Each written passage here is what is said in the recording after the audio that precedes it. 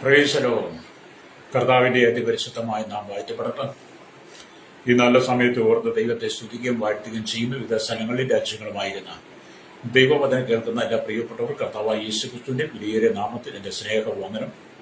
അല്പസമയത്ത് ദൈവവചന ചിന്തയ്ക്കായി ഒരു ദൈവവചന ഭാഗം വായിക്കുന്നു. ഉൽപ്പത്തി പുസ്തകം 26-ാം അധ്യായം അതിൻ്റെ 12-ാമത്തെ വാക്യം.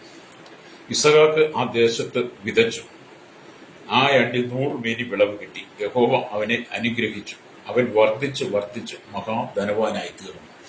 വളരെ സുപരിചിതവും വളരെ അനുഗ്രഹവും നമ്മുടെ ഹൃദയത്തിൽ സന്തോഷം നൽകുന്നതും നമ്മെ വിശ്വാസത്തിലേക്ക് വർദ്ധിപ്പിക്കുന്നതും നമ്മുടെ ജീവിതത്തിൽ നാം ചെയ്തു പോകുന്ന എല്ലാ തൊഴിൽ മേഖലയിലും നമുക്ക് വർധന ഉണ്ടാകത്തക്ക നിലയിൽ നമ്മുടെ മനസ്സിനെ പ്രത്യാശ കൊണ്ട് നിറയ്ക്കുന്നതുമാണ് നാം വായിച്ച ദൈവവചനം എന്ന് പറയുന്നത്.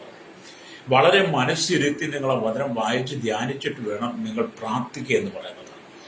മനുഷ്യന്റെ പ്രാർത്ഥന പലപ്പോഴും ജൽപ്പനമായി മാറി എന്താണ് പ്രാർത്ഥിക്കേണ്ടത്, എങ്ങനെയാണ് പ്രാർത്ഥിക്കേണ്ടത് എന്ന് അറിയാൻ കഴിയാതെ പലപ്പോഴും എന്തൊക്കെയോ വിളിച്ചു പറഞ്ഞിരിക്കുന്നു പോകുന്ന അനുഭവമുണ്ട്.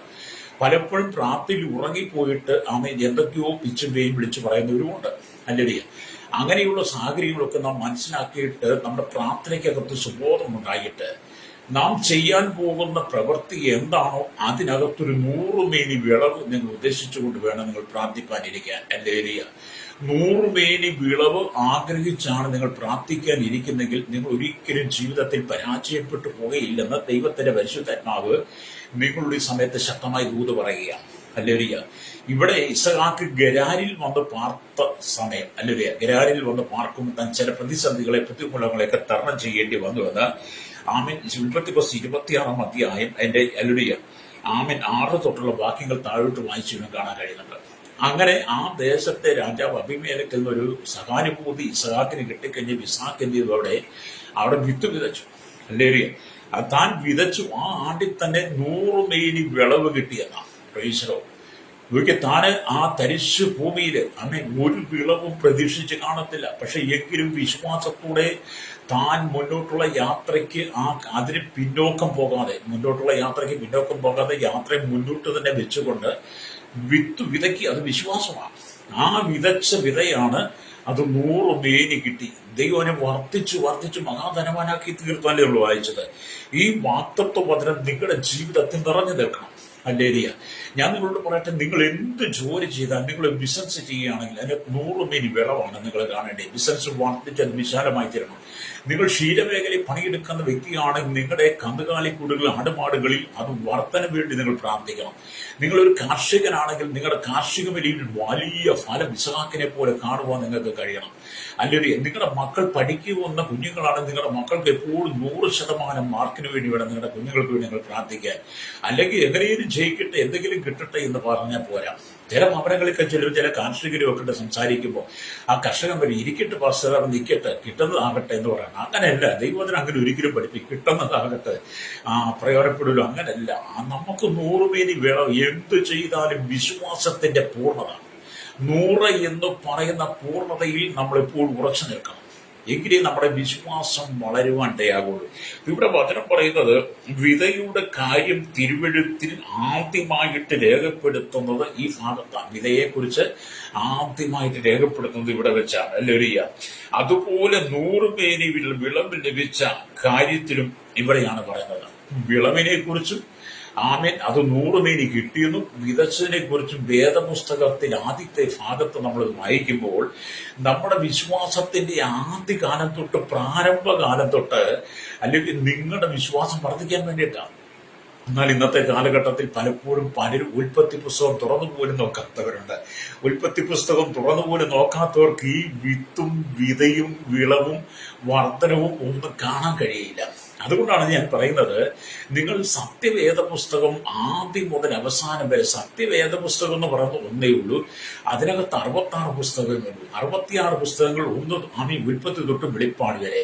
മറ്റു ചില പുസ്തകങ്ങളുണ്ട്. അതിനകത്ത് മക്കാബിയർ എന്ന് പറയുന്ന ചില പുസ്തകങ്ങൾ, മറ്റു ചില പുസ്തകങ്ങളൊക്കെ ഉണ്ട്. അത് യഥാർത്ഥമായി കാനൂനികമായി അംഗീകരിച്ചതോ അല്ലെങ്കിൽ ആദിമസഭ അംഗീകരിച്ചതോ അപ്പോസ്തലന്മാരാൽ അംഗീകരിച്ചതോ ദൈവാത്മാവിനാൽ എഴുതപ്പെട്ടതോ അല്ലെന്ന് മക്കാബിയറിന്റെ ചില പുസ്തകത്തിന്റെ അവസാന ഭാഗങ്ങൾ വായിക്കുമ്പോൾ അത് നമുക്ക് കാണാൻ കഴിയുന്നുണ്ട്. അല്ലെങ്കിൽ ഈ രണ്ട് പുസ്തകങ്ങൾ എന്നിലുണ്ട്, ഞാനിത് രണ്ടും വായിക്കാറുണ്ട്. എന്തിനാണ് നമ്മൾ ഇത് വായിക്കുന്നത്? അല്ലെങ്കിൽ നമ്മുടെ ജീവിതത്തിൽ അനുഗ്രഹം ഉണ്ടാകണം. ഞാൻ വേദപുസ്തകം വായിക്കുമ്പോൾ ഞാൻ ദൈവത്തോട് പറയാറുണ്ട്, കർത്താവ്, ഞാൻ ഈ പുസ്തകം വായിക്കുമ്പോൾ ഇതിനകത്തെ വചനങ്ങളെ എനിക്ക് വെളിപ്പെടുത്തണം, എന്റെ മർമ്മങ്ങളെ വെളിപ്പെടുത്തണം. 100 മീനിയന്റെ വിളവ് ഇസഹാക്ക് എടുത്തതുപോലെ വചനത്തിനകത്തുള്ള മർമ്മങ്ങൾ, സത്യങ്ങൾ, വചനത്തിന്റെ രഹസ്യങ്ങളെ വെളിപ്പെടുത്തി എന്നെ ആത്മാവിൽ നിറച്ച് മറ്റുള്ളവർക്ക് ഈ ദൈവവചനത്തിന്റെ സന്ദേശങ്ങൾ പങ്കുവെക്കുവാൻ എന്നെ ആത്മാവിൽ നിറയ്ക്കണമെന്ന് ഞാൻ ദൈവത്തോട് പ്രാർത്ഥിക്കാറുണ്ട്. ഒരു ശുശ്രൂഷകനാണെങ്കിൽ നിങ്ങൾ എന്ത് പ്രാർത്ഥിക്കണം? കർത്താവ്, ഈ വചനത്തിന്റെ വാതിൽ തുറക്കണമേ. പൗലോസ് അങ്ങനെയാണല്ലോ പ്രാർത്ഥിച്ചത്. ആമേൻ. വചനത്തിന്റെ വാതിൽ തുറക്കണം, എന്റെ മർമ്മങ്ങളെ വെളിപ്പെടുത്തണം, ശക്തമായ ദൂതുകളെ വെളിപ്പെടുത്തി തരണമേ. ആമേൻ എന്ന് പറഞ്ഞ് നിങ്ങൾ ദൈവത്തിൽ ഇരുന്ന് പ്രാർത്ഥിച്ച് ദൈവത്തോട് യാചിക്കുകയാണെങ്കിൽ ഇന്ന് പകൽ എന്നെ കേൾക്കുന്ന ശ്രോതാവേ, ദൈവം തന്നെ അനുഗ്രഹിക്കും. ഒരുപാട് ഭവനത്തിൽ പ്രാർത്ഥിക്കാൻ പോകുമ്പോൾ ഒരുപാട് ആളുകൾ പ്രാർത്ഥിക്കുമ്പോൾ പറയാൻ, എന്റെ പാസ്റ്റർ കയറി കിടക്കാൻ ഒരു ഭവനം വേണം, അല്പ സ്ഥലമെങ്കിലും കിട്ടിയെന്നെങ്കിൽ, ഹല്ലേലൂയ, ഒരു ചെറിയ കൂരയെങ്കിലും വെച്ച് കിടക്കണമെന്ന് ആഗ്രഹമുണ്ട്. ഞാൻ നിങ്ങളോട് എല്ലാവരും പറഞ്ഞു, ഞാൻ ഒരിക്കലും അങ്ങനെ പ്രാർത്ഥിക്കാറില്ല. ഒരു ചെറിയ കൂര കിട്ടാൻ വേണ്ടി, ചെറിയൊരു തുണ്ട് ഭൂമി കിട്ടാൻ വേണ്ടിയിട്ട് അങ്ങനെ ഞാൻ പ്രാർത്ഥിക്കും. നമ്മുടെ ദൈവം സമ്പന്നനാണെന്ന്. ഈ കാണുന്ന മുഴുവൻ ലോകവും കർത്താവിൻ്റെതാണ്. ഈ ലോകത്തിന് മുഴുവൻ സൃഷ്ടാവ് കർത്താവാണ്. ഭൂമിയുടെ പൂർണ്ണത യഹോവയ്ക്കുള്ളതാകുന്നു എന്നാണ് ദൈവോത്തരം പറയുന്നത്. അതുകൊണ്ട് നമ്മൾ കർത്താവിനോട് ചോദിക്കുമ്പോൾ നമ്മൾ ഈ ഞെരുങ്ങി പിശുക്കോട് കൂടി ചോദിക്കരുത്. അല്ലേലേ, നമ്മുടെ കർത്താവ് ദൂർവീനി തരാൻ ആഗ്രഹിക്കുക. അതുകൊണ്ട് എന്നെ കേൾക്കുന്ന മാതാപിതാ, നീ ചോദിക്കുന്ന നീ നല്ലൊരു വീടിന് വേണ്ടി പ്രാർത്ഥിക്കണം. എനിക്ക് വീടില്ലെന്ന് ഞാൻ എപ്പോഴും നിങ്ങളോട് പറയും. ഞാൻ 26 വർഷമായി ഈ വാടകയ്ക്ക് താമസിക്കും. ഞാൻ കർത്താവിനോട് പറയുന്നത് എനിക്ക് കയറി കിടക്കാൻ ഒരു കൂര വേണമെന്ന് ഒരിക്കലും പറയാറില്ല. ഞാൻ കർത്താവിനോട്, കർത്താവ്, എനിക്കൊരു നല്ല വീട് വേണം. പ്രാർത്ഥനയ്ക്കും ആരാധനയ്ക്കും ആമേൻ ദൈവമക്കൾ, ആമേൻ സുഹൃത്തുക്കൾ, സ്നേഹിതർ, ഫ്രണ്ട്സൊക്കെ വന്നാൽ അവർക്ക് നന്ദി കുറഞ്ഞ സ്ഥലം കൊടുക്കത്തക്ക നിലയിൽ ആമേൻ ദൈവത്തെ പാടി സ്തുതിച്ച് ദൈവത്തെ മഹത്വപ്പെടുത്താൻ കഴിയുന്നതിൽ വിശാലമായ ഒരു ഭവനം തരണമെന്ന് ഞാൻ ദൈവത്തോട് പ്രാർത്ഥിക്കും. നിങ്ങൾ അങ്ങനെ പ്രാർത്ഥിക്കണം കേട്ടോ. നിങ്ങളുടെ വിശ്വാസം ഒരിക്കലും നഷ്ടപ്പെട്ടു പോകരുത്. ആമേൻ. നിങ്ങൾ ജോലിക്കാരാണെങ്കിൽ നിന്റെ ജോലിയിൽ നിനക്കൊരു ഒരു പദവി, ഒരു ഉയർന്ന പദവി, നിന്റെ ജോലിയിൽ നിനക്ക് ആമേൻ പ്രമോഷന് വേണ്ടി നീ പ്രാർത്ഥിക്കണം. അല്ല എന്നെക്കാൾ സീനിയറുണ്ട്, എന്നെക്കാൾ സീനിയോട്ടുള്ളവരുണ്ടെന്ന് പറഞ്ഞ് നീ മാറി നിൽക്കാതെ നീ ഒരു പ്രമോഷന് പ്രാർത്ഥിക്കണം. നിനക്ക് കിട്ടുന്ന സാലറിക്കകത്ത് ഒരു ഉയർച്ച കിട്ടാൻ വേണ്ടി പ്രാർത്ഥിക്കണം. നിന്റെ ജോലിക്കകത്ത് നീ ഇന്ന് അനുഭവിക്കുന്ന പ്രതിസന്ധികൾ ജോലിയിൽ ആമി നിനക്ക് വേണ്ടത്ര മെച്ചം കാണാൻ കഴിയാതെ ഭാരപ്പെടുകയാണെങ്കിൽ, കർത്താവ്, എനിക്കൊരു നല്ല ജോലി, നല്ല വിളവുള്ള, നല്ല വർധനമുള്ള, നല്ല ഫലമുള്ള, നല്ല സാലറിയുള്ള നല്ല ജോലി എനിക്ക് തരണമേ എന്ന് നിങ്ങൾ പ്രാർത്ഥിക്കണം. അപ്പൊ നമ്മൾ എപ്പോഴും പിന്നോക്കമല്ല നടക്കേണ്ടത്, മുന്നോട്ട് നടക്കണം. അല്ലേലിയ. പിന്നോട്ട് നടന്നാൽ വീഴാൻ സാധ്യതയുണ്ട്. മുന്നോട്ട് നടന്നാൽ ആമേൻ നിന്നെ ദൈവം എത്തിക്കേണ്ട സ്ഥാനത്തെത്തിക്കും. പ്രൈസലോ. ഇന്ന് പകൽ ദൈവത്തിന്റെ പരിശുദ്ധാത്മാവ് ചിലരോടൊക്കെ പറയുന്ന ദൂത്, കഷ്ടം സഹിച്ച് നൊമ്പരപ്പെട്ട് ഭാരപ്പെട്ട് ഹൃദയത്തിനകത്ത് കലക്കത്തോടുകൂടി വേദനയോടെ നാളെ എന്ത് ചെയ്യും, പ്രമാദത്തിൽ എന്ത് ചെയ്യും, എങ്ങനെ കുട്ടികളെ പുലർത്തും, എങ്ങനെ കുട്ടികളെ സ്കൂളിൽ വിടും, സ്കൂളിൽ തുറക്കാൻ പോകുന്നല്ലോ, കുട്ടികളുടെ കാര്യങ്ങൾ എങ്ങനെ അടക്കം, ഫീസ് മുടക്കണം, വണ്ടിക്കൂലി വേണം, അവർക്ക് പഠനോപകരണങ്ങളെല്ലാം വേണം, സ്കൂൾ യൂണിഫോം എല്ലാം വേണം, കുഞ്ഞുങ്ങളെ എങ്ങനെ വിടും എന്നൊക്കെ ഓർത്ത് ഭാരപ്പെടുന്ന ഭാരപ്പെടുകയാണ് സഹോദരി. ഇതുപോലെ പരിശുദ്ധാത്മാവ് പറയുന്നത്, നീ കർത്താവ് പറഞ്ഞ, കർത്താവ്, ഞാൻ എന്റെ കുഞ്ഞുങ്ങളെ സ്കൂളിലേക്ക് വിടുമ്പോൾ അവര് 100 മീനി വിളവ് ഇസഹാക്കിന് കിട്ടിയതുപോലെ അവര് നല്ല നിലയിൽ സ്കൂളിൽ പറഞ്ഞു വിടുവാൻ എന്നെ കർത്താവ് യോഗ്യനാക്കണമേ എന്ന് നീ പറയണം. അത് നമ്മുടെ ദൈവത്തിന് ഇഷ്ടമാണ് കേട്ടോ. നിങ്ങൾ എത്ര നന്മ ചോദിച്ചാലും ദൈവത്തിന് ഇഷ്ടമാണ്. നിങ്ങളൊരാളോട് ചെന്ന്, ചേട്ടാ എനിക്കൊരു 100 രൂപ കടം വേണമെന്ന് ചോദിച്ചാൽ ചേട്ടൻ്റെ ഒരു പക്ഷേ 100 രൂപയോ എന്നൊക്കെ ചോദിക്കും. എന്നോട് അങ്ങനെ ചോദിച്ചിട്ടുണ്ട് കേട്ടോ. പിന്നെ നിങ്ങൾ ചെന്നാൽ നിങ്ങൾ എനിക്കൊരു 1000 രൂപ തന്നോടൊക്കെ ഭാരമോ, അയ്യോ ഇവിടെ ഒന്നും ഇല്ല എന്നൊക്കെയല്ലേ പറയുന്നത്. അല്ലെങ്കിൽ ഇവിടെ ഒരു പൈസ പോലും ഇല്ല, അലമാരി നിറച്ച് പൈസ ഇരുന്നാൽ അയ്യോ ഇവിടെ മരുന്ന് പോലും മേടിക്കാൻ സമയം പൈസയില്ല, ആമയെ അച്ഛനൊന്നും കൊണ്ടുവന്നിട്ടില്ല, അച്ഛന് ജോലിയിലായിരുന്നു എന്നൊക്കെ പറഞ്ഞ് ഒഴിവ് പറഞ്ഞ് മാറിപ്പോകുന്ന അനവധി ആളുകൾ നമ്മൾ കണ്ടിട്ടില്ലേ. അല്ലെങ്കിൽ ഞാനും അങ്ങനെയൊക്കെ ഒരുപാട് പേരെ കണ്ടിട്ടുണ്ട് കേട്ടോ. അല്ലെങ്കിൽ ഞാൻ ചില അത്യാവശ്യ കാര്യങ്ങൾക്ക് വേണ്ടിയൊക്കെ ചിലരോടൊക്കെ ചില സമയം ചിലർ ചോദിച്ചപ്പോൾ അവരൊക്കെ ഓരോ ഒഴിവ് പറഞ്ഞു പോയത് എന്റെ മനസ്സിൽ നിന്ന് കിടക്കുക. എന്നാൽ എനിക്ക് അവരോട് ഭാരങ്ങളും പ്രയാസങ്ങളും ദുഃഖങ്ങളും അവർ തന്നില്ലൊന്നുമില്ല. ഞാൻ കർത്താവോട് പറയും, കർത്താവേ, ഇസഹാക്ക് ആദ്യം വിത്ത് വിതച്ചു, അത് 100 മീനി വിളഞ്ഞു, അവനെ വർദ്ധിച്ചു മഹാധനവാനാക്കിയ കർത്താവാണല്ലോ എനിക്കുള്ളത്. എന്റെ കർത്താവിന്റെ കഷ്ടങ്ങളിൽ, എന്റെ സങ്കടങ്ങളിൽ, എന്റെ ദുഃഖങ്ങളിൽ, എന്റെ പരാജയങ്ങളിൽ, എന്റെ ദാരിദ്ര്യങ്ങളിൽ, എന്റെ ഇല്ലായ്മയിൽ എന്നോട് കൂടെ ഇരുന്ന് 100 മീനി തരാൻ ശക്തനാണല്ലോ എന്ന് പറഞ്ഞ ദൈവത്തോട് പ്രാർത്ഥിക്കും. അല്പം ദൈവത്തിന്റെ ആത്മാവില് ഒരു സന്തോഷമൊക്കെ തരും കേട്ടോ. നിങ്ങളൊക്കെ പ്രാർത്ഥിക്കേണ്ട. നിങ്ങൾ ആരും നിരാശപ്പെട്ടു പോകരുത്. നിങ്ങളൊരു ക്രൈസ്തവനായിരിക്കട്ടെ, നിങ്ങളൊരു ഹിന്ദുവാകട്ടെ, നിങ്ങളൊരു മുസ്ലിമാനാകട്ടെ, നിങ്ങളൊരു ബുദ്ധമതക്കാരനാകട്ടെ, നിങ്ങളൊരു ജൈന മതക്കാരനാകട്ടെ, നിങ്ങൾ ഏത് മതക്കാരനായിരുന്നാലും വലിയ നിന്റെ വിശ്വാസം കെട്ടുപോകരുത്. നിന്റെ വിശ്വാസത്തിനകത്ത് 100 മേനി ഉണ്ടാകണം. അതുപോലെ നമ്മുടെ വിശ്വാസവും 100 മേനിയായിരിക്കണം. അവിശ്വാസത്തോടെ നീ ഒരു കാര്യങ്ങളും ചോദിക്കരുത്. അവിശ്വാസം എന്ന് പറയുന്നതിന്റെ ഹൃദയത്തിൽ വരരുത്. വിശ്വാസമായിരിക്കണം. നാളുകളായി നീ വിവിധ രോഗത്താൽ ഭാരപ്പെട്ടത് ശിരസ് തൊട്ട് നാട്ടി നരമ്പ് ജോയിന്റുകളിൽ രക്തധമനിൽ വിവിധ രോഗങ്ങളാൽ മാരകമായ രോഗങ്ങൾ നീ ഭാരം അനുഭവിച്ച് പലരും പറഞ്ഞ് ഡോക്ടർമാരെ മരിച്ചു പോവുകയുള്ളൂ. അല്ലേരിയ അറിയിക്കേണ്ടവരൊക്കെ അറിയിച്ചോ. അല്ലേരിയ ഇനി രക്ഷയില്ല എന്നൊക്കെ പറഞ്ഞ് നിന്നെ ആശുപത്രിക്കാർ ഡിസ്ചാർജ് ചെയ്ത് വീട്ടിലേക്ക് അയച്ച് അവരുടെ മരണക്കാത്തുകൊണ്ട് നീ വീട്ടിലിരിക്കുകയാണ്. നീ അങ്ങനെ ആ കിടക്കുന്നവരാണെങ്കിലും എന്നെ കേൾക്കുന്ന മാതാവേ പിതാവേ, ഞാൻ പറയട്ടെ, ആ രോഗക്കിടക്കയിൽ കിടന്നുകൊണ്ട് കർത്താവിനോട് നിനക്ക് പറയാമോ, കർത്താവ് ഈ രോഗത്തെ 100% സൗഖ്യമാക്കുവാൻ എന്റെ കർത്താവിന് കഴിഞ്ഞു. അവിടുത്തെ അടിപ്പിണലിൽ സൗഖ്യമുണ്ടല്ലോ. ഞാൻ നിന്നെ സൗഖ്യമാക്കുന്ന ദൈവമാണല്ലോ. അങ്ങയുടെ സന്നിധിയിൽ അങ്ങ് ഭൂമിയിലായിരുന്നപ്പോൾ അങ്ങയുടെ അടുത്ത് വന്ന സകല രോഗികളെ അങ്ങ് സൗഖ്യമാക്കിയിട്ടുണ്ടല്ലോ. പൂർണ്ണമായി അല്ലെങ്കിൽ മരിച്ചവരെ എഴുന്നേൽപ്പിച്ചിട്ടുണ്ട്, കുരുടന് കാഴ്ച കൊടുത്തിട്ടുണ്ട്, ചെകിടിന് കേൾവി കൊടുത്തിട്ടുണ്ട്, ഉടനെ നടക്കുമാറിയിട്ടുണ്ട്, കുഷ്ഠരോഗി സൗഖ്യം കൊടുത്തിട്ടുണ്ടോ. അല്ലെങ്കിൽ ആസനെ ഉയർപ്പിച്ചല്ലോ, തവീതെ ഉയർപ്പിച്ചല്ലോ, യായൂസിന്റെ മകളെ ഉയർപ്പിച്ചല്ലോ, നൈലിലെ വിധവയുടെ മകനെ ഉയർപ്പിച്ചല്ലോ. എന്നൊക്കെ പറഞ്ഞ് നിങ്ങളങ്ങ് പ്രാർത്ഥിക്കണം. അല്ലേലിയ. അപ്പൊ യേശു മരിച്ചവർക്ക് ജീവൻ കൊടുക്കുന്ന ദൈവമാ. മരിച്ചവർക്ക് ജീവൻ കൊടുക്കുക, മരിച്ചവരെ ഉയർപ്പിക്കാൻ ശക്തിയുള്ള ഒരേ ഒരു ദൈവമുള്ളൂ. അതാണ് കർത്താവായ യേശു ക്രിസ്തു. അല്ലേലിയ. അത് നീ ആരാധിക്കുന്ന ദൈവം ജീവനുള്ള ദൈവമാ. എന്റെ മകളെ കേൾക്കുന്ന മാതാവേ പിതാ, നിന്റെ വിശ്വാസം ക്ഷീണിച്ചു പോകുന്ന വിശ്വാസം നഷ്ടപ്പെട്ടു പോകുന്ന നിന്റെ വിശ്വാസം വർദ്ധിക്കട്ടെ. എവിടെ തൊട്ടാൽ എന്ത് ചെയ്താൽ 100 പേരെ ആഗ്രഹിക്കണം. അങ്ങനെ പ്രാർത്ഥിക്കാൻ കഴിയും. ഞാനെന്റെ വിശ്വാസമുള്ള ഞാൻ അങ്ങനെ പ്രാർത്ഥിക്കുന്നത്. അങ്ങനെ പ്രാർത്ഥിക്കുക കർത്താവ് എല്ലാം വേണ്ടിയും. അല്ലേലിയ. നിന്റെ മക്കൾ കോളേജിൽ പഠിക്കുകയാണ്. നിന്റെ മക്കൾ ബിരുദമൊക്കെ പ്രാപിച്ചൊരു ജോലിക്ക് വേണ്ടി നിന്റെ മക്കൾ പല ഓഫീസുകൾ കയറി ഇറങ്ങിയിട്ട് നിരാശപ്പെട്ട് ഭവനത്തിൽ വന്നിരിക്കുകയാണോ? നീ പറഞ്ഞ കർത്താവ് എന്റെ കുഞ്ഞിന് നല്ലൊരു ജോലി ലഭിക്കണം. നിന്റെ കുടുംബത്തിനകത്ത് ഭാര്യ ഭർത്താവ് തമ്മിൽ പ്രശ്നം ഉണ്ടാക്കിയിട്ട് ഭിന്നഭിന്നമായി കുടുംബജീവിതം തകർന്ന അനുഭവമാണ്. നീ പറഞ്ഞ കർത്താവ് ഞങ്ങളുടെ കുടുംബജീവിതത്തിൽ ഭിന്നഭിന്നമായി പോകാതെ യൗവനത്തിൽ വയസ്സമ്മതപ്രകാരം ഉടമ്പടി പ്രകാരം അങ്ങ് ഞങ്ങളെ യോജിപ്പിച്ച് തന്നതാണെങ്കിൽ അങ്ങ് ഞങ്ങളെ യോജിപ്പിച്ച് തന്ന ഞങ്ങളുടെ കുടുംബജീവിതം 100% വിജയത്തിലെത്തിക്കുക. ഞങ്ങൾ ഞങ്ങളുടെ കുടുംബജീവിതം അനുഗ്രഹിച്ച് ഞങ്ങൾ വലിയ വിശാലതയ്ക്ക് മറ്റുള്ളവർക്ക് മാതൃകയായി തീരണമെന്ന് നീ പ്രാർത്ഥിക്കണം. എല്ലാത്തിനും പ്രാർത്ഥനയാണ്. അതുകൊണ്ട് വിശ്വാസം നമുക്ക് ആവശ്യമാണ്. നമ്മൾ ഈ ദൈവത്തെ വായിക്കുമ്പോൾ പൗലോസിന്റെ സുഹൃത്തുക്കൾ പൗലോസ് ഒരുപാട് പീഡനത്തിലൂടെ കഷ്ടതയിലൂടെ കടന്നുപോയ സമയങ്ങളിൽ ഫിലിപ്പി കാരാഗ്രഹത്തിൽ കിടക്കുന്ന സമയത്ത് പൗലോസ് പറഞ്ഞു, എന്നെ ശക്തനാക്കുന്നതിന് മുഖാന്തരം സകലത്തിനും മതിയാകുന്നു. ഫിലിപ്പി ലേഖനം 4:13. അതെ, നീ തളരാൻ പാടില്ല സഹോദര സൗരി. നീ തളരാൻ പാടില്ല, നീ കരയാൻ പാടില്ല, ക്ഷീണിച്ചു പോകാൻ പാടില്ല. നിങ്ങളിൽ പലരും മനസ്സുമെടുത്ത് ക്ഷീണിച്ചിരിക്കുക. നിങ്ങൾ പലരും മനസ്സ് നോമേ വേദനയോട് കൂടിയിരിക്കുക. മരിച്ച മതി എന്ന് പറഞ്ഞ് ആത്മഹത്യ വേണ്ടി തയ്യാറായിരിക്കുന്ന സഹോദര സഹോദരി, ആത്മഹത്യ ഒന്നിനും വിഷയത്തിന് പരിഹാരമല്ല. നിന്റെ ജീവിതത്തിൽ ദൈവം ഒരു 100 മേനി വിളവാനുഗ്രഹം തന്നതിനെ വർദ്ധിച്ച് മഹാധനവാനാക്കി ഇസ്ഹാക്കിനെ തീർത്തതുപോലെ ദേശത്തിനെ മാനിക്കാൻ പോവുകയാണ്. ലോകം പറയും നിനക്ക് വേണം, ലോകം പറയും നിനക്ക് നന്മ കിട്ടത്തില്ല, ലോകം പറഞ്ഞ് ഉയരത്തില്ല, ലോകം പറയും നീ ഒരിക്കലും നന്നാകത്തില്ല. നിന്റെ വീട്ടുകാർ നിന്നെ ആട്ടി ഇറക്കി പടിയടച്ച് വെണ്ടം വെച്ചതായിരിക്കാം. അല്ലേലിയ. അവർ നിന്നെ അതിൽ ശപിച്ച് പറഞ്ഞയച്ചതായിരിക്കാം. നിന്റെ സുഹൃത്തുക്കൾ, നിന്റെ വീട്ടുകാരും നിന്റെ ബന്ധുക്കളും എല്ലാം നിന്നെ ശപിച്ച് നിന്റെ പരാജയം കാണാൻ നോക്കിയിരിക്കുന്നവരാണെങ്കിലും അതിന്റെ നടുവിലും നീ യേശുവിനോട് പറയാമോ, കർത്താവേ, ഞാൻ നിന്ദിക്കപ്പെട്ട സ്ഥാനത്ത്, പരിഗണിക്കപ്പെട്ട സ്ഥാനത്ത്, ഞാൻ ഒറ്റപ്പെട്ട സ്ഥാനത്ത് എല്ലാവരും എന്നെ ആട്ടിയിറക്കി പുറന്തള്ളി വഴിയോരത്താണ് ഞാൻ കിടക്കുന്നത്, കടത്തിണ്ണയിലാണ് കിടക്കുന്നത്, വരച്ചോട്ടിലാണ് കിടക്കുന്നത്. അല്ലേലേക്ക് അന്തി ഉറങ്ങാൻ ഇടമില്ല. എങ്കിലും കർത്താവ് 100 മേനി എന്നെ അനുഗ്രഹിക്കാൻ അങ്ങേക്ക് കഴിയുമല്ലോ എന്ന് പറഞ്ഞ് നീ പ്രാർത്ഥിക്കുമ്പോൾ അല്ലേലിയ സ്വർഗസിംഹാസനത്തിൽ ഇരിക്കുന്ന ദൈവം പിതാവിന്റെ വലത്ത് ഭാഗത്ത് നമുക്ക് വേണ്ടി മധ്യസ്ഥൻ യേശു ക്രിസ്തുവിന്റെ സാന്നിധ്യത്തിലെ പ്രാർത്ഥന എത്തുമ്പോൾ അല്ലേലിയ നിന്റെ കണനീരിന് മറുപടി തരുന്നവനാ ദൈവം. വിശ്വസിച്ച് സ്വത്രം പറയുന്നേ. ഞാൻ ഇന്ന് ദൈവത്തിന് പറയുമ്പോൾ വിദേശ രാജ്യത്ത് ജോലി ചെയ്യുന്ന ചില കഷ്ട സഹിക്കുന്ന, ചില നൊമ്പരനുഭവിക്കുന്ന, ജീവിതത്തിൽ വീരോ കഴിയാത്ത, നല്ല ജോലിയില്ലാതെ പെർമിറ്റ് കിട്ടാതെ, വിസ പുതുക്കി കിട്ടാതെ, ഒരു സ്വത്രം പാസ്പോർട്ട് പുതുക്കി കിട്ടാതെ ഭാരപ്പെടുന്ന ജീവിതങ്ങളോട് പറയട്ടെ, അവരുടെ ഹൃദയങ്ങളിൽ ദൈവത്തിന്റെ ആത്മാവിടാക്കാൻ പോവുകയാണ്.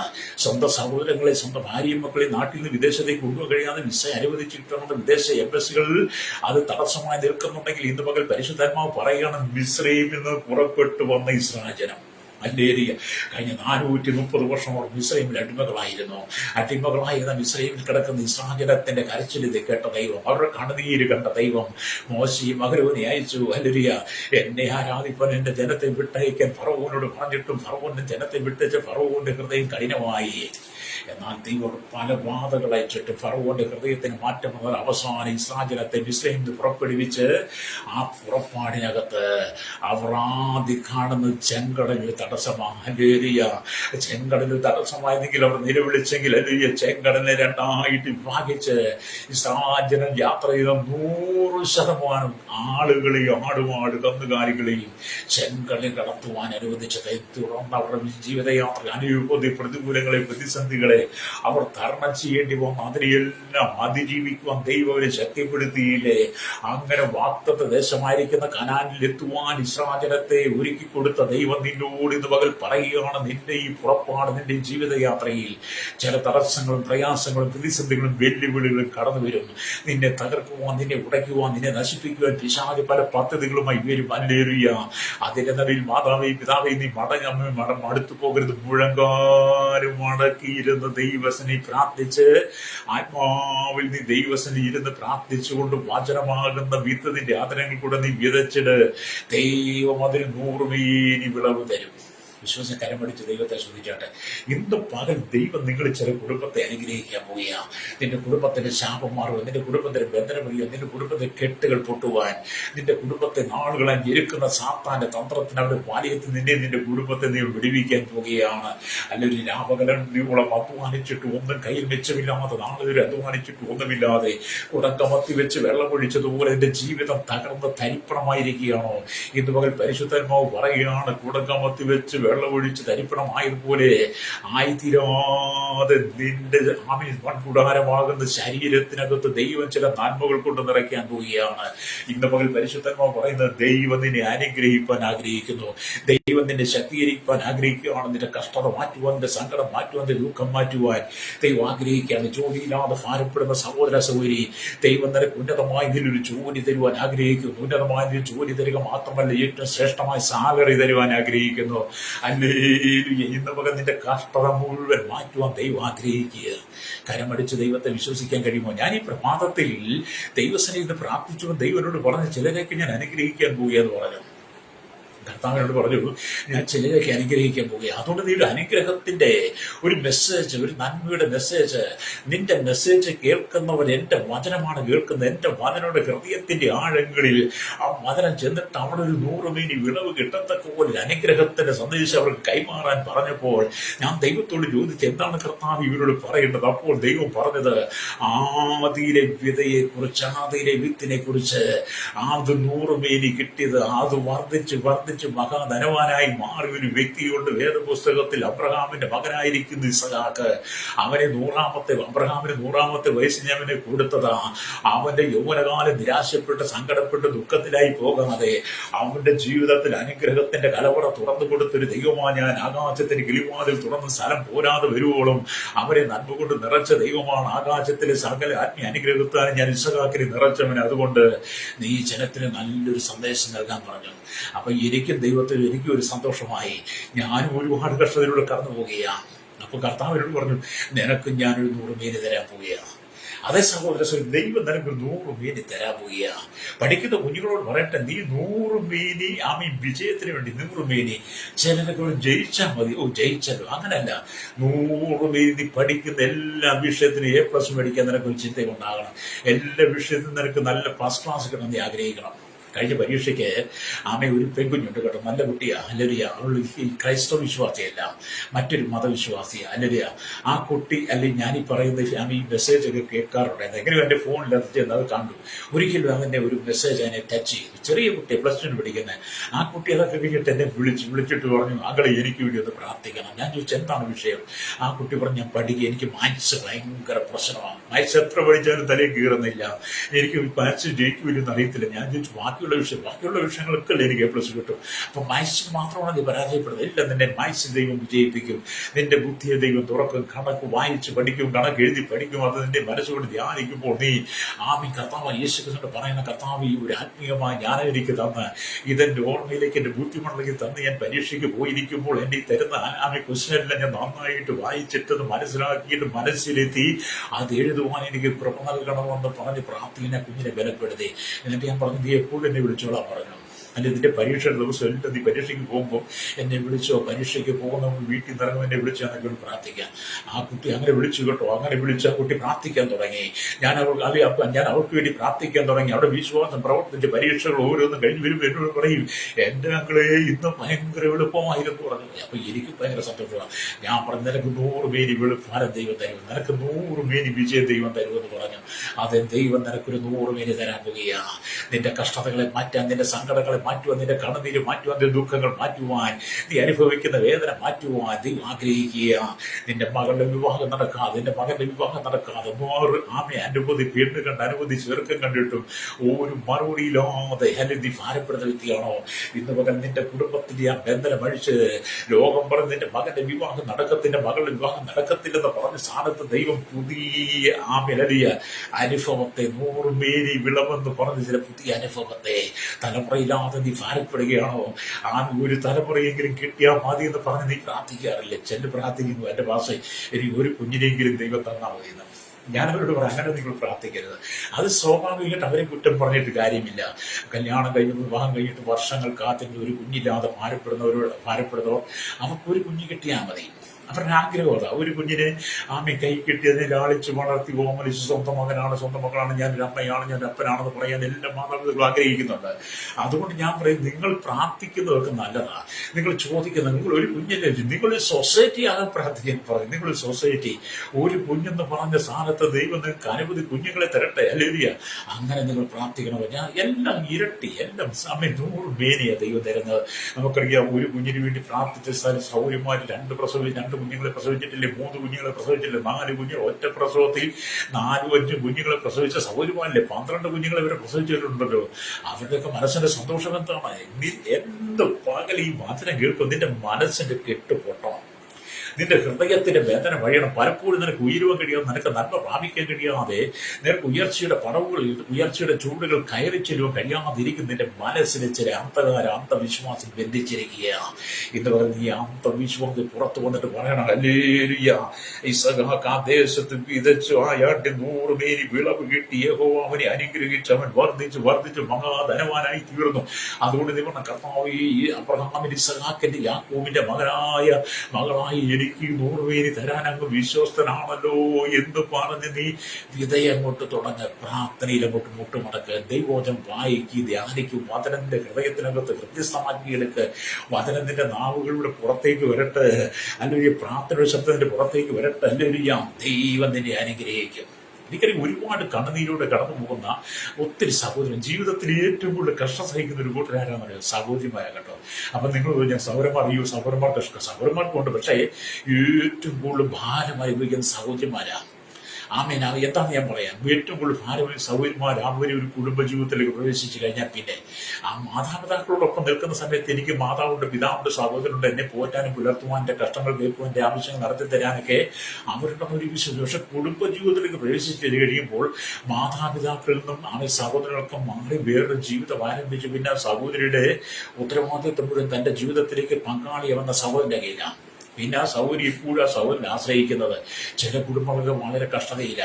അങ്ങനെയുള്ള സമയങ്ങളിൽ ചില സൗകര്യമായി രാവിലെ കർത്താവ്, എൻ്റെ ഭർത്താവിന് നല്ല ജോലി കിട്ടണം, എനിക്ക് നല്ല ജോലി, എൻ്റെ കുടുംബം അനുഗ്രഹിക്കും, ഞങ്ങൾക്കൊരു ഭവനം വേണം, ഞങ്ങൾക്ക് നല്ലൊരു വാഹനം വേണം, എന്ന് വേണ്ട മക്കളായി എൻ്റെ കുഞ്ഞിന് നല്ല വിജയം, നല്ല പാസ്വേഡ് ജയിക്കണം, ഞങ്ങളുടെ കുഞ്ഞുങ്ങൾക്ക് നല്ല ഭാവി കിട്ടണം എന്നൊക്കെ പറഞ്ഞ് പല വിധത്തിന് സൗകര്യമായി ഭാരപ്പെടും. മാത്രമല്ല കുടുംബജീവിതത്തിൽ ചിന്ന ഭിന്നമായ അനുഭവങ്ങൾ, കുടുംബത്തിൽ സമാധാനമില്ലാത്ത അനുഭവങ്ങൾ, അങ്ങനെ വിവിധ തലങ്ങളിൽ കടതീരോടെ കടന്നു പോകുന്ന സഹോദരി, സ്നേഹിത, ഇന്ന് മുതൽ പരിശുദ്ധാത്മാവ് പറയുകയാണ്, നിന്റെ സകല പ്രശ്നങ്ങളും മാറ്റിത്തരാൻ ദൈവം വിശ്വസന. എന്റെ സകല പ്രശ്നങ്ങളും മാറ്റിത്തരാൻ ദൈവം വിശ്വസന. 1 തെസ്സലോനിക്ക ലേഖനം 5-ാം അധ്യായത്തിന്റെ 24-ാമത്തെ വാക്യം നിങ്ങൾ വായിക്കണം കേട്ടോ. ഇങ്ങനെ എഴുതിയിട്ടുണ്ട്, നിങ്ങളെ വിളിക്കുന്നവൻ വിശ്വസ്തൻ. നിങ്ങളെ ആരാണ് വിളിച്ചത്? രോഗമല്ല വിളിച്ചത്. നിന്നെ വിളിച്ചൊരു മതമല്ല, മത നേതാവല്ല, ഒരു പാസ്റ്റർ, ഒരു പുരോഹിതൻ, ഒരു പൂജാരിയൽ, ഒരു ഉസ്താദ് അല്ല നിന്നെ വിളിച്ചത്. നിന്നെ വിളിച്ച രാഷ്ട്രീയക്കാരല്ല, രാഷ്ട്രീയക്കാരല്ല, സാമൂഹിക മേഖലയിൽ നിൽക്കുന്നവരുമല്ല നിന്നെ വിളിച്ചത്. നിന്നെ വിളിച്ചത് സാക്ഷാൽ യേശുക്രിസ്തു ആണെങ്കിൽ, അല്ലെങ്കിൽ നിന്നെ വിളിച്ച വിളി യേശുക്രിസ്തുവിന്റെ വിളിയാണ്. നിന്റെ ഹൃദയത്തിന്റെ അന്തർഭാഗത്ത് ആ സത്യം മുഴങ്ങി കേൾക്കുന്നുണ്ടെങ്കിൽ നിന്നെ വിളിച്ചവൻ അത് നിവർത്തിക്ക്. നീ ഏത് മേഖലയിലൂടെ കടന്നു പോകുന്നു, ഏത് കഷ്ടതയിലൂടെ കടന്നു പോകുന്നു, ആ കഷ്ടതയെ അതിജീവിപ്പാൻ ദൈവത്തിന്റെ മേലൊരു അഭിഷേകം പകരാൻ കഴിയാം. Praise the Lord. എന്നെ കേൾക്കുന്ന പ്രിയ കുഞ്ഞുങ്ങൾ, സഹോദരങ്ങൾ, നിങ്ങൾ ഭാരപ്പെട്ടു പോകരുത്. അല്ലേലിയ. ഞാൻ ഒരിക്കലും നിരാശപ്പെട്ടിരിക്കുന്ന ഒരാളെ വീണ്ടും നിരാശയിലേക്ക് പറഞ്ഞു വിടത്തില്ല. കരയുന്നവരുടെ ജീവിതത്തിൽ വീണ്ടും ഒരു കരഞ്ഞോട്ടത് കാണാൻ ആഗ്രഹിക്കത്തില്ല. ഒരാൾ ദുഃഖം അനുഭവിക്കുന്നത് കാണുമ്പോൾ അവർക്കത് വരണം, അവനത് വരണമെന്ന് ഞാൻ ഒരിക്കലും പറയില്ല. ഒരാൾക്ക് ഒരു നന്മ കിട്ടുമ്പോൾ അവനത് കിട്ടിയോ എന്ന് ഞാൻ ചിന്തിക്കുന്നില്ല. കാരണം ദൈവമേ, കഷ്ടതയിരിക്കുന്നവർക്ക് ആശ്വാസം കൊടുക്കണമേ, സങ്കടത്തിരിക്കുന്നവർക്ക് ആശ്വാസം കൊടുക്കണമേ, കരയുന്നവരുടെ കണ്ണുനീരൊന്ന് തുടയ്ക്കണമേ, നന്മ കിട്ടിയവനെ അനുഗ്രഹിക്കണമേ, അവരെ വർദ്ധിപ്പിക്കണം, അവരുടെ കുഞ്ഞ് അനുഗ്രഹിക്കപ്പെട്ടാണ്, തലമുറ അനുഗ്രഹിക്കപ്പെട്ടാൽ, കുടുംബം അനുഗ്രഹിക്കേണ്ട, ജീവിതം ഭാര്യഭർത്ത ജീവിതം അനുഗ്രഹിക്കപ്പെട്ടിട്ട് അവർക്ക് എല്ലാത്തിനെയും 100 പേര് കൊടുക്കണമേ എന്ന് ഞാൻ പറഞ്ഞ് പ്രാർത്ഥിക്കാറുണ്ട്. എന്റെ പ്രാർത്ഥന അത് തന്നെയാണ് കേട്ടോ. അല്ലേലിയ. ഞാനിങ്ങനെയൊക്കെ പ്രാർത്ഥിക്കുന്നത് എനിക്ക് സമാധാനമുള്ളത്. അല്ലേലിയ. ഞാനും നിങ്ങളെ പോലെ തന്നെ ഏരിയാവും നമുക്ക് സമസ്വഭാവമുള്ള മനുഷ്യനെന്നാണ്. അല്ലെങ്കിൽ നമ്മൾ യാക്കോബിന്റെ ലേഖനം വായിയും കാണുന്നത്. ഏരിയാവും നമുക്ക് സമസ്വഭാവമുള്ള മനുഷ്യനാണ്. എന്നാൽ പോലും ഏരിയാവ് പ്രാർത്ഥിച്ച് ഞാൻ പറഞ്ഞിട്ടല്ലാതെ ഈ ആണ്ടുകളിൽ മഞ്ഞും മഴയും പെയ്യുകയില്ലെന്ന് പറഞ്ഞപ്പോൾ ദൈവം ആകാശം 3 ആണ്ടും 6 മാസം അടച്ചു. പിന്നെ ഏരിയാവ് പ്രാർത്ഥിച്ചപ്പോൾ എന്ത് ചെയ്തു? ആകാശത്ത് മഴ പെയ്തെന്ന. അങ്ങനെയാണെങ്കിൽ എന്നെ കേൾക്കുന്ന സ്വഭാവം നിങ്ങളെ പോലെ തന്നെ സമസ്വഭാവമുള്ള ഒരു മനുഷ്യനാണ് ഞാൻ. എന്റെ വിശ്വാസം ഏരിയാവിന്റെ വിശ്വാസം പോലെ വിശ്വാസം വർദ്ധിപ്പിച്ചുകൊണ്ട് കർത്താവായ യേശുക്രിസ്തുവിനെ പ്രാർത്ഥിക്കും. കർത്താവ് പറഞ്ഞ കടുമണിയോളം വിശ്വാസമുണ്ടെങ്കിൽ ഈ മലയോടും ചാടി കടലിലേക്ക് പോകാ എന്ന് പറഞ്ഞാൽ, ഈ കട്ടത്തിയോട് നീങ്ങിപ്പോകാ എന്ന് പറഞ്ഞാൽ അതങ്ങനെ സംഭവിക്കും. അതെ, നിന്റെ വിശ്വാസം വളരട്ടെ സഹോദരി. നീ ഒരുപാട് നിരാശപ്പെട്ട് കണ്ണുനീരോടെ പോകുകയാണ്. കഴിഞ്ഞ ദിവസം അല്ലെങ്കിൽ എന്നെ ചിലരൊക്കെ പ്രാർത്ഥനയ്ക്ക് വിളിച്ചു. വളരെ മാരകമായ രോഗമാണ്, വളരെ പ്രയാസമാണ്, ജോലിയില്ല, ജീവിതത്തിൽ ഒറ്റപ്പെട്ടു. അങ്ങനെയുള്ളവരോട് ഞാൻ പറഞ്ഞു, ഭാരപ്പെടേണ്ട, നമ്മുടെ ദൈവം വിശ്വസ്തനാണ്.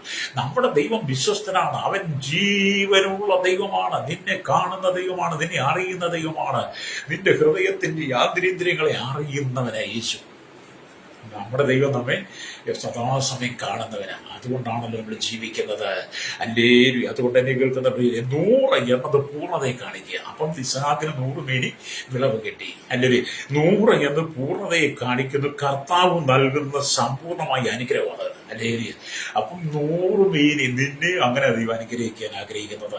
അത് കർത്താവ് നമുക്ക് നൽകുന്ന സമ്പൂർണ്ണതയുടെ അനുഗ്രഹമാണ്. അല്ലേ?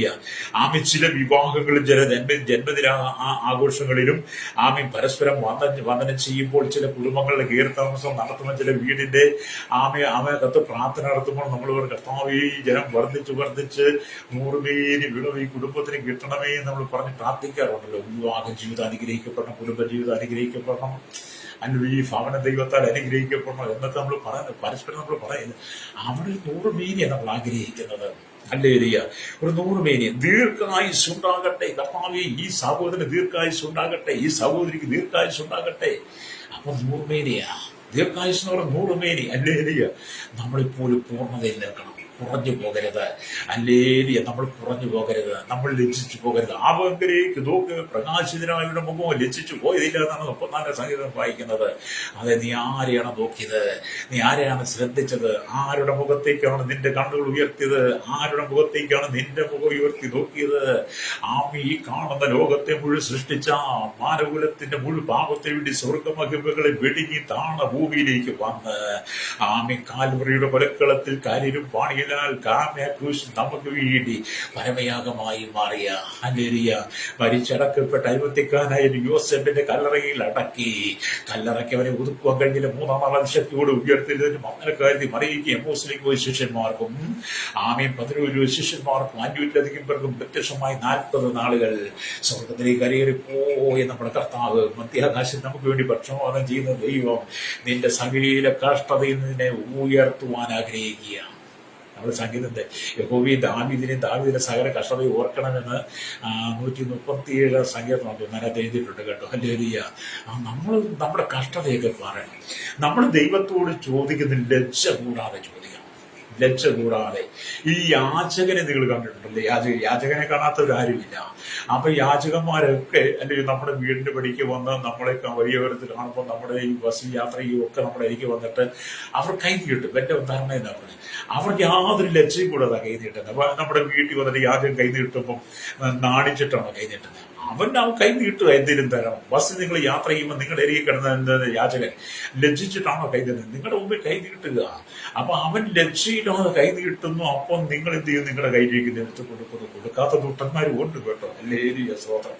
അവൻ യാചകൻ വീട്ടിലേക്ക് വരുമ്പോൾ പടിയടച്ച് അവൻ കഥ കടച്ച് പെരക്കകത്ത് കയറി ഇരിക്കുന്നവരുടെ യാചകൻ വീട്ടിലേക്ക് വരുമ്പോൾ അവരെ കാണുമ്പോൾ തന്നെ അവരുടെ ശബ്ദം പുറത്തുനിന്ന് വരിക, അമ്മ എന്നുള്ള വിളി കേൾക്കുമ്പോൾ തന്നെ കഥ കടച്ച് മുറിക്കകത്ത് കയറിയിരിക്കുന്നവരുമുണ്ട്. അല്ലേരിയ പണം ഉള്ളവനൊക്കെ കയറിയിരിക്കും കേട്ടോ. ഇല്ലാത്തവനൊക്കെ വല്ലതും കൊടുക്കൊണ്ടായിരിക്കും തോന്നുന്നത്. അല്ലേരിയ. അതുകൊണ്ട് അവൻ ലക്ഷ്യം കൂടാതെ പൊട്ടിക്കുക, ലക്ഷ്യം കൂടാതെ അവൻ വിളിക്കുക, അമ്മ എനിക്ക് വല്ലതും തരണം. അത് ഞാൻ പറഞ്ഞതിന്റെ കാരണം പറയുന്നത്, നമ്മൾ നമ്മുടെ കർത്താവിനോട് ചോദിക്കും, ലജ്ജിക്കാൻ പാടില്ല. നമ്മുടെ കർത്താവിനോട് ലജ്ജയോടെ കൂടി ഒന്നും ചോദിക്കുന്നത്. അവൻ ഈ ഭൂമിയെ മുഴുവൻ അടക്കി ഭരിക്കുന്നവനാണ്. ഈ ഭൂമിയെ മുഴുവൻ നിർമ്മിച്ചവൻ. ഇതെല്ലാം നമ്മുടെ കർത്താവായ യേശുക്രിസ്തുവിന്റേതാണ്. നിന്റെ കയ്യിരിക്കുന്ന വീടായാലും, നിന്റെ വണ്ടിയായിരുന്നാലും, നിന്റെ ആരോഗ്യമായിരുന്നാലും, സൗന്ദര്യമായിരുന്നാലും, നിന്റെ കേൾവിയായിരുന്നാലും, നിന്റെ കാഴ്ചയായാലും, നിന്റെ ശബ്ദമായിരുന്നാലും, നിന്റെ ശ്വസനമായിരുന്നാലും, നിന്റെ കാലുകൾ, നിന്റെ ശരീരമാസകരം, നിന്റെ തലമുറയായിരുന്നു, നിന്റെ നല്ല ജോലി, നിനക്കുള്ളതെല്ലാം കർത്താവിൻ്റെതാണ്. എല്ലാം കർത്താവ് തന്നെ അനുഗ്രഹിച്ചതാ കേട്ടോ. അല്ലെങ്കിൽ ഞാൻ എല്ലാ ദിവസവും കർത്താവ് ഞാൻ ഈ രാവിലെ ഈ പ്രഭാതത്തിൽ കണ്ണു ചിമ്മി എഴുന്നേറ്റത് അങ്ങ് അനുവദിച്ചത് കൊണ്ടാണല്ലോ. അതുകൊണ്ട് ഇന്ന് പകൽ 100 പേര് എന്നെ നിറയ്ക്കണമെന്ന് പറയും. ഞാൻ എന്റെ കർത്താവ് ഈ ശുശ്രൂഷയിൽ 100 പേര് നിറയ്ക്കണം. അല്ലേ? ജനത്തോട് സുവിശേഷം പറയുമ്പോൾ, ജനത്തോട് സന്ദേശം പറയുമ്പോൾ അവർക്ക് 100 പേര് കിട്ടണം. കഷ്ടതയിൽ കിടക്കുന്ന കുടുംബങ്ങളൊക്കെ ഉയർത്തപ്പെടണം. അപ്പൊ 100 എന്ന് പറയുന്നത് ആ 100 പേര് വിളവ് ഇസഹാക്കിന് കൊടുത്തതുപോലെ നിനക്കൊരു 100 പേര് വിളവ് തരാൻ ആഗ്രഹിക്കുകയാണ്. അല്ലേ? ഞാൻ ഈ കഴിഞ്ഞ ദിവസം ഒരു തട്ടുകടക്കാരനോട് ചോദിച്ചു. ഞാൻ വളരെ യാത്ര ചെയ്ത് പ്രാർത്ഥനയൊക്കെ കഴിഞ്ഞ് ഞാൻ ഈ പൊതുവിലൊക്കെ പബ്ലിക്കായിട്ട് പ്രാർത്ഥിക്കുക. അതൊക്കെ കഴിഞ്ഞ് വളരെ തൊണ്ടയിലൊക്കെ വെള്ളമൊക്കെ പറ്റി വരുക. നല്ല വെയിലുള്ള സമയത്ത് പെട്ടെന്ന് ഒരു കട കണ്ടപ്പോൾ ഞാൻ ആ കടയ്ക്ക് നിർത്തി. സാധാരണ അവിടെ നിർത്തി ചായ കുടിക്കാറുണ്ട്. അപ്പൊ ഞാൻ അന്ന് കടയിൽ വന്നപ്പം ഒരു സഹോദരൻ വളരെ ഭീഷണ മനസ്സിലായിട്ടിരിക്കുന്നത്, എനിക്ക് ചായയൊക്കെ തരുന്നത്. ഞാൻ ചെത്ത് ഇങ്ങനെ ബുദ്ധിമുട്ടിയിരിക്കുന്നത്, എന്താ ഭാരപ്പെടുന്നത്, നിങ്ങൾക്ക് എന്തോ പ്രശ്നമുണ്ടല്ലോ. ഒന്നുമില്ല പാസ്റ്റർ, ഒന്നുമില്ല. അദ്ദേഹം ഒരു അവിശ്വാസിയാണ്. അദ്ദേഹം പാസ്റ്റർ എന്നൊക്കെ വിളിക്കും ബഹുമാനത്തോടെ. അപ്പൊ ഞാൻ പാസ്റ്റർ എന്നുള്ള അന്തോട്ട് അദ്ദേഹത്തോട് ഭയങ്കര ബഹുമാനം. ചായയൊക്കെ ചെന്ന് പെട്ടെന്ന് എടുത്ത് തന്നെ ചായയൊക്കെ തരും കേട്ടോ. അപ്പൊ ഞാൻ നിങ്ങൾക്ക് എന്തോ പ്രശ്നമുണ്ടല്ലോ, നിങ്ങൾക്ക് എന്തൊക്കെയോ പ്രശ്നമുണ്ട്. ഒന്നുമില്ല പാസ്റ്റേ. അപ്പൊ അത് എനിക്കൊരു ചായയൊക്കെ കൊണ്ട് തന്നിട്ട് പോകാൻ ധൃതിയുണ്ട് ചോദിച്ചു. അപ്പൊ എനിക്കൊരു ധൃതിയില്ല. ഞാൻ പോകാൻ ധൃതി വെച്ചാൽ നിങ്ങളുടെ വിഷയം കേൾക്കാൻ പറ്റത്തില്ലല്ലോ. അപ്പൊ ഞാൻ എന്ത് ചെയ്തു, എനിക്ക് മനസ്സിലായി അദ്ദേഹത്തിന് എന്തോ പ്രശ്നമുണ്ടെന്ന്.